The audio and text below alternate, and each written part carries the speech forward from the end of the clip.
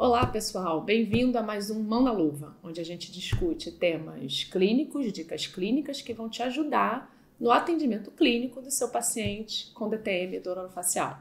Meu nome é Tatiana Foscaldo e o tema de hoje é as 8 perguntas que você deve fazer para o seu paciente com DTM e dor orofacial.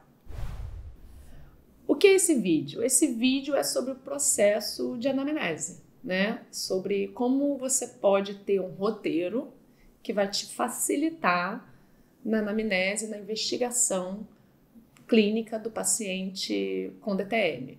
E dentro desse processo anamnético, que envolve uma série de fatores, existem 8 perguntinhas essenciais que não podem ficar de fora. É lógico, não quero dizer que com essas 8 perguntas você vai resolver tudo. O processo anamnético ele é mais complexo, envolve o perfil psicossomático do seu paciente, envolve a história médica pregressa, a história odontológica pregressa, exames. Então tem uma série de fatores que contribuem para que a gente chegue num diagnóstico. E a anamnese bem direcionada é um deles, mas lógico, exame físico, exames complementares, perfil psicossomático também são muito importantes. Por que é importante a gente saber, a gente tentar ter um roteiro durante esse atendimento? O paciente com DTM e dor orofacial, ele frequentemente é muito poliqueixoso.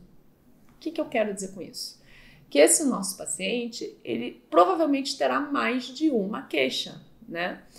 E o paciente, ele não consegue separar uma queixa da outra. Ele chega na consulta ansioso para resolver o problema que trouxe ele ali e ele tende a misturar uma queixa na outra, né? Então, eu tenho um estalo, mas eu também acordo com dor de cabeça, e aí quando eu vou comer, e aí ele vai misturando, e isso vai deixando você confuso nesse processo anamnético, né? É difícil a gente lidar com o paciente poliqueixoso. E o paciente de DTM, muito comumente, é poliqueixoso. Então a gente tem que tentar criar uma forma, uma rotina que vai ser sua, individual, ao longo do tempo, né? Eu tenho a minha, né? Você vem praticando com os anos e a gente tem que praticar a nossa própria rotina que facilite esse processo da primeira consulta, né? E a começar pela anamnese, né? Que é o mais importante, né? O teu diagnóstico provavelmente vai estar praticamente todo ali no processo de conversa com o seu paciente.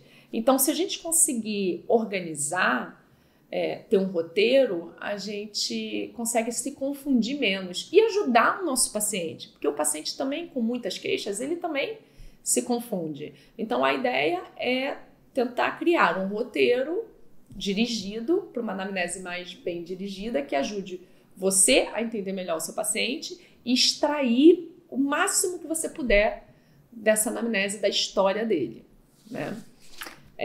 Bom, e se eu não fizer, né? Se a gente não tivesse cuidado? Bom, se a gente não tivesse cuidado, frequentemente você vai ficar confuso com o relato do paciente de DTM e dor orofacial. Ele vai chegar com várias queixas, querendo falar sobre todas ao mesmo tempo, e isso com o tempo pode gerar um monte de confusão e complicar na hora da gente tentar fechar esse diagnóstico. Então, o objetivo é a gente tentar uma anamnese mais orientada, de forma que facilite o seu diagnóstico e o seu entendimento do paciente. E o que eu vejo que é um erro de uma forma geral, né? De uma forma geral, o erro dentro da DTM e da dor orofacial na hora da anamnese é você começar, por exemplo, olhando os exames. Então, se o paciente com DTM e dor orofacial, ele tem uma certa ansiedade de te mostrar o exame, né? Então, se ele fez uma ressonância de uma articulação ou uma tomografia, ele chega com você já te entregando o exame, né? E se você começa avaliando o exame complementar, e eu não estou aqui falando que o exame complementar não é importante de forma alguma, ele é muito importante, né? Mas ele é um exame complementar. Complementar a quê? Complementar ao teu processo de anamnese. Então, o exame por si só, olhar o exame sem ouvir o teu paciente, eu acho muito vazio. Eu acho que pode até te confundir ao invés de te ajudar, tá? Porque o seu paciente pode ter uma alteração articular mínima. Vamos imaginar que o seu paciente tem um deslocamento de disco, né? E se você já pediram uma ressonância para ele já chegou para você com essa ressonância na mão, te entregou. Você, antes de ouvi-lo, você pega aquela ressonância. Caramba, eu tô vendo aqui que ele tem um deslocamento de disco. Você já pode partir para a tua anamnese enviesado de, esse paciente provavelmente tem uma queixa articular, e de repente não. De repente o deslocamento de disco é um achado que nem está associado à queixa do teu paciente. De repente a queixa dele é uma dor difusa associado a uma alteração crônica da musculatura mastigatória, uma dor miofacial crônica da musculatura mastigatória. Mas ele tem a ressonância. Então, começar olhando o exame pode até confundir, ao invés de ser um benefício para você e para o seu paciente. Então, ele vai chegar ansioso com esse exame na mão. Você olha para o seu paciente e fala, olha, a gente vai olhar com muita calma esses exames na hora que for o momento de olhar. Agora não é o momento. Agora é o momento de te ouvir. Eu preciso ouvir de você por que você está aqui. Então, se não é para começar pelo exame, por onde é para começar, Tati? Por onde eu começo? Pela pergunta principal de todas, que é por que você veio aqui hoje? Qual é a tua queixa principal? O que te incomoda? O que te traz aqui nessa consulta hoje, né? Então, a pergunta soberana seria certamente a da queixa principal. E, como eu já falei, comumente esse paciente vai ser poliqueixoso, ou seja, ele vai ter mais de uma queixa. Eu tenho ruído articular, eu tenho uma dor de cabeça, eu tenho um bruxismo, eu tenho isso, eu tenho aquilo, né? E aí, o que a gente tem que fazer para tentar organizar? Olha, a dica primeiro que eu dou deixa ele falar um pouco no início, a confusão dele, né? Ele está precisando falar, o paciente está ansioso para contar a história dele. Então, eu normalmente escuto por alguns minutos ele contar do jeito dele, né? Misturando todas as queixas juntas e aquela coisa toda. E aí eu viro para o meu paciente e digo, você me falou de várias queixas, né? Então eu queria que agora você me dissesse qual é a tua queixa principal. De tudo que você me disse, o que mais te incomoda? É o teu ruído articular? É a tua dor de cabeça? É o bruxismo? Qual é a número 1? E ele vai ter uma número 1 para te dar, né? E aí a gente começa por ela. E a partir dessa primeira queixa principal, que é a principal, nós vamos fazer as perguntas para ela e depois a gente repete o processo para as outras queixas. Mas eu acho muito importante você já definir o principal motivo do teu paciente estar ali, né? Porque esse vai ter o nosso foco principal. Depois que você fechar o seu diagnóstico, a minha abordagem vai ser toda direcionada para o principal motivo pelo qual meu paciente me procurou, tá? Então, qual a sua queixa? O que te traz aqui hoje? De tudo que te incomoda, qual é a principal? O que mais te incomoda, né? Então, é assim que eu tendo a começar esse processo de anamnese. E aí, a partir do momento que eu tenho essa primeira queixa principal na mão, que eu sei o principal motivo que fez esse meu paciente procurar atendimento, aí sim nós vamos para as 8 perguntas principais, tá? Então, a gente inicia primeiro, calmamente, deixa o seu paciente falar um pouco, ele está muito ansioso para conversar com você. Depois de tudo que ele te disse, tente extrair a queixa principal, o principal motivo dentre todos aqueles motivos, o que mais te incomoda. E a partir daí, quando você tem a tua queixa principal na mão, a número 1, aí sim, aí nós vamos seguir para as 8 perguntas que você tem que fazer para o seu paciente de DTM dor orofacial, tá?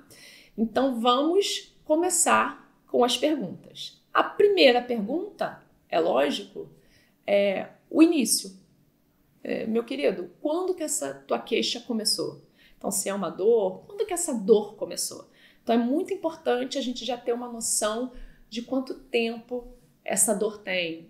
Doutora, essa minha dor já tem 5 anos. Um paciente com uma queixa de uma dor que já dura 5 anos, já é um paciente com processo mais cronificado da dor, né? Ou, doutora, eu tenho esse estalo na articulação desde que eu tenho 15 anos, né? Então, é muito bom a gente começar tentando extrair o início daquela queixa. E o paciente pode se apresentar confuso, lógico, né? Doutora, eu não sei, tem um tempão.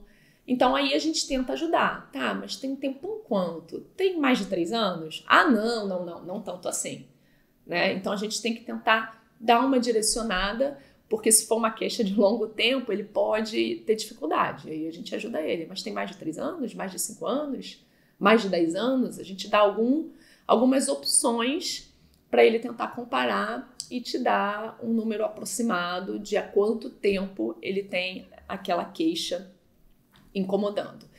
Isso também é importante, a questão do início, volto a falar, do paciente poliqueixoso, porque se ele tem várias queixas, é bom a gente saber quem veio primeiro, né? Porque ele pode ter uma segunda queixa que é associada a essa primeira, ou não, ou temporalmente são coisas separadas.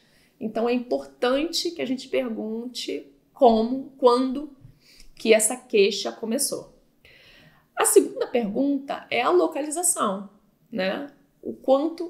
Onde isso te incomoda, né? Então o paciente se queixa, eu vim aqui, doutora, porque eu tenho os ruídos ao mastigar, né? E eu tenho isso, começou 1 ano atrás, só que está me incomodando muito. Ok, então você tem o início de 1 ano, onde é esse ruído? Ele vai apontar para qual articulação ou para ambas, né? Te mostrando em que articulação ou se em ambas esse ruído se manifesta. Ou o paciente com dor, né? Onde a sua dor dói? E aí o paciente crônico, ele tende a ter uma dor difícil de localizar, e a gente tem que entender isso, né?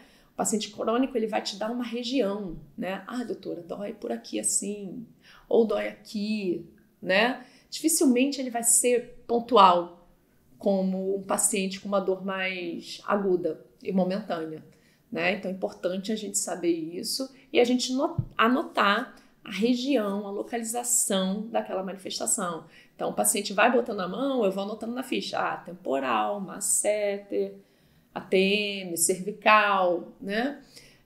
Você pode, inclusive, para isso, ter diagramas com uma imagem da face e da boca que o paciente pode marcar. Na minha ficha clínica, ele, além de me falar, ele tem a opção de desenhar ou marcar nesses diagramas as localizações de dor dele.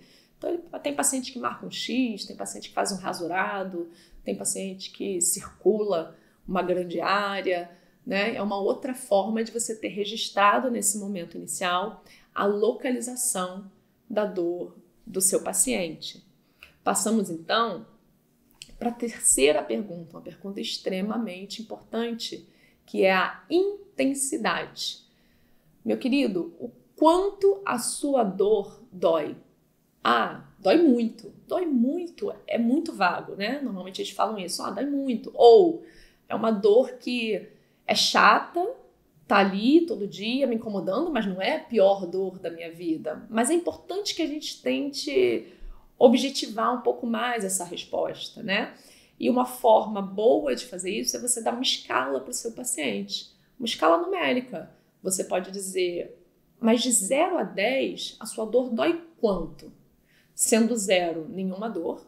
E 10, a pior dor da sua vida, né? Então, de 0 a 10, onde está essa tua dor? Você pode fazer isso de forma verbal e anotar na ficha. De 0 a 10, doutora, de 0 a 10, minha dor é 5.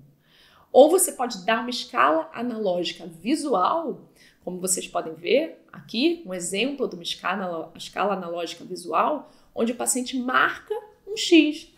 Então nessa escala aqui, eu acho que minha dor tá mais para cá, ou tá mais para lá. E você ter isso registrado na sua ficha. A intensidade de dor é extremamente importante você ter na sua primeira consulta, porque ela vai, inclusive, te ajudar muito a acompanhar esse paciente ao longo do tempo. Quando a gente fala de dor, como a dor ela é subjetiva, ela não é visual, né? Você não tem necessariamente algo que te mostre.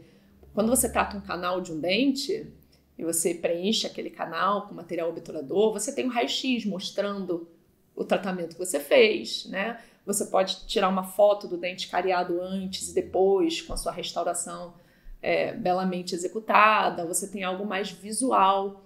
A dor é mais complicado. Então, quando a gente atua melhorando a qualidade de vida do paciente em termos de dor, a gente tem que tentar trazer esses pontos para que fique mais visual para você e para ele acompanharem esse processo, né? Para que na segunda consulta ele possa te dizer, olha, quando você veio aqui, de 0 a 10, a sua dor estava 7. Como você está agora, um mês depois? Ah, doutora, deu uma reduzida, agora está 6. Né? Ou, doutora, não melhorou nada, caramba, talvez eu tenha que voltar ao meu diagnóstico, talvez eu não tenha ido por um bom caminho. Ou, olha, eu tô ótimo. Se eu estava aqui com uma dor 7, agora ela tá 2, eu tô super bem. E essas coisas você tem que ter anotado na ficha e vão te ajudar também, não só no diagnóstico, como no acompanhamento. Ué, diagnóstico? Como que essa dor me ajuda no diagnóstico? A gente já falou em vídeos anteriores que existem vários tipos de dor, né? E dentro das várias classificações de dor, certas dores têm uma intensidade maior que outras, então também te ajuda a fechar um diagnóstico. O que eu quero dizer com isso? Um paciente com uma odontalgia, com uma dor de dente, de 0 a 10 dói quanto? Ai, doutora, dói 10. Odontalgia dói bastante. A dor da migrânia, a migrânia, que é uma cefaleia primária de origem neurovascular, a famosa enxaqueca, né? A gente não usa mais o termo enxaqueca, popularizou o termo enxaqueca, mas a migrânia, que é essa dor latejada, unilateral, de 0 a 10 tende a ser uma dor 10 na pior crise, é bem doloroso para o paciente. As neuropatias, como a neuralgia do trigêmeo, de 0 a 10, quanto dói essa dor na hora do choque? De 0 a 10, doutora? Dói 1000. Então é uma dor tão intensa que ultrapassa a escala do 10. Essas coisas te ajudam também no diagnóstico. E a dor da DTM? A dor da DTM, comumente, não é uma dor 10, né? O paciente com DTM, de 0 a 10 dói quanto? Doutora, 6, 7, 8 no pior dia. Não é uma dor que me incapacita, como a da neuralgia do trigêmeo pode incapacitar, ou a da migrânia. Não é uma dor que me incapacita de viver, mas ela me perturba, ela me chateia, ela está sempre ali, né? Então, olha como a intensidade da dor é uma informação super importante para a gente, né? Bom, passamos então para a nossa quarta pergunta, que é a duração. Eu não estou falando de há quanto tempo esse paciente tem dor, esse é o início. Eu estou falando agora de duração. Quando você está com essa dor, quanto tempo ela dura? A sua dor dura 1 hora? 4 horas? Segundos? Ela vem e vai? Então, todas essas informações estão dentro de duração da dor. E, novamente, importantíssimas para o diagnóstico. Por exemplo, novamente a neuralgia do trigêmeo, que são dores rápidas que duram de segundos a 2 minutos. Então, o paciente com neuralgia do trigêmeo, ele te diz, olha, eu sinto choques que duram de segundos a 1 minuto, 2 minutos no máximo. Ele não vai te falar quanto tempo dura o seu choque? 3 horas. Não, tá? Não é bem por aí. E a DTM? A DTM já tem uma duração bem longa. Qual a duração da sua dor? Doutora, eu acordo com dor e vou dormir com dor, né? É constante, incomoda o dia inteiro, podendo ser pior. Em algum horário, mas a duração é maior. Então, a duração da dor, dos episódios de dor, também auxiliam muito no processo diagnóstico. Passamos agora para 1, 2, 3, 4, 5, né? A quinta pergunta, que é a frequência, tá? Outra pergunta importantíssima. O quão frequente é essa dor, né? Doutora, essa minha dor eu tenho todo dia, ela tem uma frequência diária, uma frequência altíssima, ninguém quer sentir dor diária, né? Não, doutora, eu tenho essa dor 1 vez no mês. Então, o seu paciente pode ter uma cefaleia, uma dor de cabeça, com episódios que acontecem 1 vez ao mês. E o que isso é importante? Isso importa tanto para o diagnóstico quanto como você aborda em termos de terapia, né? Quando a gente fala das cefaleias, por exemplo, vamos deixar claro aqui que as cefaleias são campo do neurologista, né, do cefaliatra, mas é muito comum um paciente com cefaleia estar no consultório do especialista em DTM e dor orofacial. Então, a gente tem que saber os principais tipos e encaminhar esse paciente. Olha, você tem uma DTM, mas você também parece ter uma cefaleia, acho melhor você procurar um neuro, né? E aí, esse paciente de cefaleia, por exemplo, a frequência da dor pode fazer com que o neuro decida entrar com uma medicação profilática. O que quer dizer uma medicação profilática? Uma medicação que ele use todo dia. Ou uma medicação de resgate. Então no dia da dor você toma isso aqui, tá? Então também pode ter um impacto em como a gente vai tratar. E o mesmo para DTM. Então o paciente pode relatar uma dor que ele tem de vez em quando, ou uma dor constante diária, e isso vai influenciar como que você vai abordar, que tipo de medicação você vai usar, que tipo de abordagem terapêutica você vai usar, tá? Bom, então vamos agora dar uma resumida nessas 5 primeiras perguntas que a gente acabou de falar. Nós começamos com o início, quando que a sua dor começou, né? A relação temporal é muito importante para a gente saber se esse paciente está crônico ou não, se as outras queixas dele estão temporalmente associadas ou não, né? Então a gente começa com o início. A gente passa então para a localização, onde a sua dor dói, né? Que o paciente pode usar o próprio corpo dele para te mostrar, né? De forma visual, a área de dor, ou você pode ter na sua ficha clínica diagramas da face, do corpo, da boca, que o paciente pode marcar, desenhar, marcar um X, né, representando as regiões de dor que ele apresenta. Passamos então para a terceira, intensidade, o quanto a sua dor dói, de 0 a 10, o quanto a sua dor dói, importantíssima para o diagnóstico. Dentre os vários tipos de dores, umas doem mais do que as outras, né? E a gente tem que acompanhar também esse paciente ao longo do tempo. Então é bom saber se o que você está fazendo está reduzindo essa intensidade de dor, certo? Quarta pergunta, duração, né? Quando essa dor vem, o quanto ela dura? Ela é rápida, como a neurose de outro gêmeo? Ou ela é mais constante, de duração maior, como a DTM, né? Então isso ajuda muito a gente também. E a quinta, a frequência. Com que frequência você tem essa queixa? É todo dia, é todo mês, a cada 15 dias, né? Então é bom também a gente ter tudo isso bem documentado para ajudar no diagnóstico e para ajudar a acompanhar esse paciente. Então resumimos as primeiras 5 importantes perguntas. Vamos passar agora para o segundo bloco com a 6ª pergunta, que na minha opinião é uma das mais importantes. Eu gosto muito dessa pergunta, que é a qualidade da dor. O que eu quero dizer com isso? Que características essa dor tem? Fulaninho, como a sua dor dói, né? Como que ela dói? Como assim, doutora? Como que a minha dor dói? Isso, o paciente frequentemente fica confuso com essa pergunta. Então você pode ter que ajudá-lo com palavras. Do tipo, a sua dor dói tipo pressão? Ela lateja? Ela pulsa? Ela queima? Ela arde? Ela parece um raio? Parece um choque? Parece uma agulhada? Né? Então a gente ajuda o paciente quando ele fica confuso. E às vezes ele de cara já te fala, minha dor é tipo choque. Minha dor é tipo uma pressão, tipo uma tensão, né?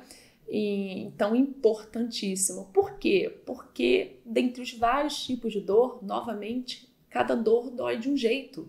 Então, essa característica da dor tem um poder enorme no nosso processo de anamnese para a gente chegar no diagnóstico.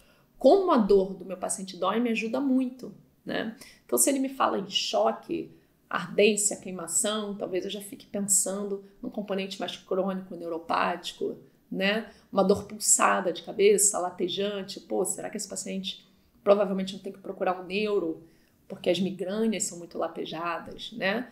Então, a qualidade, como a sua dor dói, eu acho que é uma chave, assim, fantástica no nosso processo diagnóstico. Passamos, então, para a 7ª pergunta, que são fatores de melhora e de piora.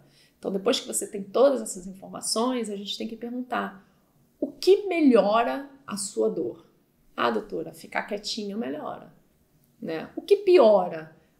Mastigar uma picanha piora a minha dor. Isso é uma característica bem comum das DTMs. As DTMs, por serem dores músculo-esqueléticas, elas pioram com função. Então, a DTM piora com função. O paciente provavelmente vai se queixar pior ao mastigar ou ao falar, né? Então, é importante a gente saber o que agrava essa dor e também o que alivia, né? Fica quietinho, alivia minha dor. Certas cefaleias, como a migrânia, novamente, o paciente tem sensibilidade à luz. Então, o que me alivia? Eu, na hora da dor, eu quero me esconder, eu quero ir para um cantinho escuro, ficar sem luz, sem som, porque a luz e o som agravam a minha dor. Então, essas são outras características que podem te auxiliar muito no processo diagnóstico. Passamos, então, para a última das nossas perguntas, que são sintomas associados. Então, pode ser que no momento da dor, da queixa, o teu paciente tem algum sintoma associado. Que sintomas são esses? Olha, na hora da minha dor eu tenho náusea. Por exemplo, as migrânias são muito comuns de serem acompanhadas por náusea na hora do evento. Ou fotossensibilidade. Ou na hora da dor eu fico com edema no olho. Ou na hora da dor eu fico com edema e fica avermelhado. Ou eu tenho um lacrimejamento, o meu nariz escorre. Então, certas dores têm sintomas bem estranhos associados, né? Existe um grupo de cefaleias, por exemplo, as cefaleias trigeminais autonômicas, que parte do processo diagnóstico são esses sintomas diferentes. Então, é importante a gente perguntar para esse paciente, porque pode ser que ele não comente, e a presença de um sintoma associado desse tem um poder diagnóstico bem importante. E aí, para finalizar, eu gostaria de mostrar para vocês uma série de sintomas importantes, por exemplo, que a gente fala de SNOOP, a sigla em inglês é SNOOP, que são sintomas associados a certos tipos de dores de cabeça, que são uma bandeira vermelha. Ou seja, se o seu paciente, por exemplo, chega para você com uma queixa dessas, olha, eu nunca senti dor de cabeça. De repente, essa dor veio.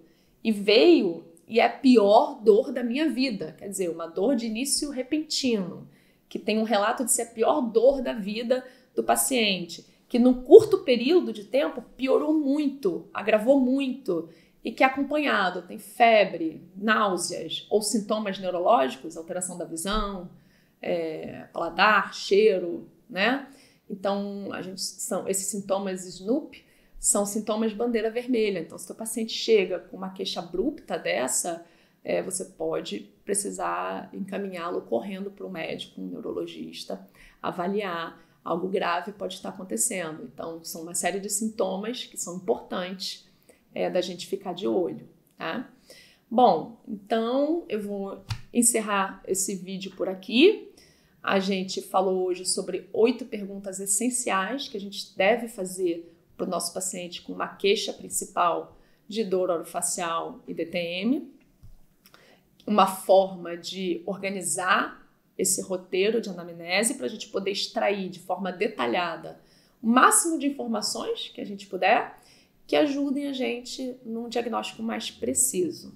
Eu espero que vocês tenham gostado do conteúdo, espero que vocês participem, caso tenham interesse, se inscrevam no canal, me acompanhem no Instagram e deixem seus comentários, suas sugestões para a gente sempre trazer algo interessante para você. Muito obrigada e até a próxima.